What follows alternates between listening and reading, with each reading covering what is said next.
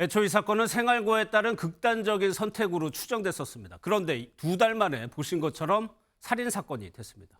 전국부 정주영 기자와 더 살펴보도록 하겠습니다. 어서 오세요. 정 기자, 이게 사건이 발생하고 피의자가 구속되는데 2달이 걸렸습니다. 왜 이렇게 오래 걸린 거예요? 그렇습니다. 사건 일지를 보면서 말씀드리겠습니다. 그 부산 양정동의 한 빌라에서 40대 엄마와 10대 고등학생 딸이 숨진 채 발견된 건 지난 9월 12일입니다.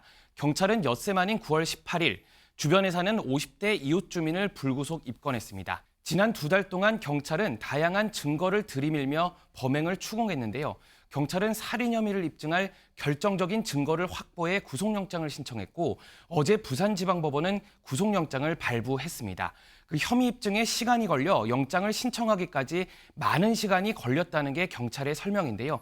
영장 심사를 진행한 법원은 증거인멸 우려가 있다고 판단했습니다.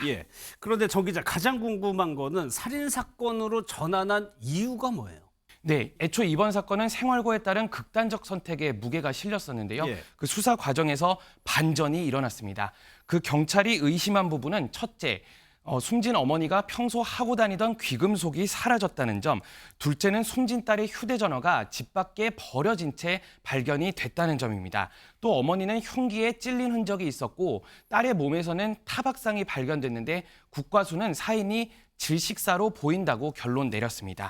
이처럼 극단적 선택을 했다고 보기엔 의심스러운 부분, 또 타살 정황이 포착되면서 그 경찰이 살인사건 수사로 전환했고 50대 이웃 주민의 행적을 조사해서 구속을 했습니다. 그러면 이 숨진 모녀와 이 50대 이웃은 어떤 사이로 좀 파악되고 있습니까? 네, 숨진 모녀와 피의자는 평소 자주 왕래하는 사이인 걸로 알려지고 있습니다. 그 사건 발생 당시 숨진 모녀의 집에서는 현관문이나 창문을 강제로 여는 그 외부 침입 흔적 없었던 걸로 조사됐는데요.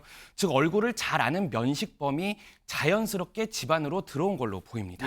그 다른 방에서 잠을 깬 중학생 아들이 숨진 엄마와 누나를 발견해서 경찰에 신고했는데요. 그 숨진 모녀는 물론이고 아들에게서도 수면제 성분이 발견이 됐고 아들이 무려 14시간 동안 자다 깼다 이런 주민들 이야기도 들립니다.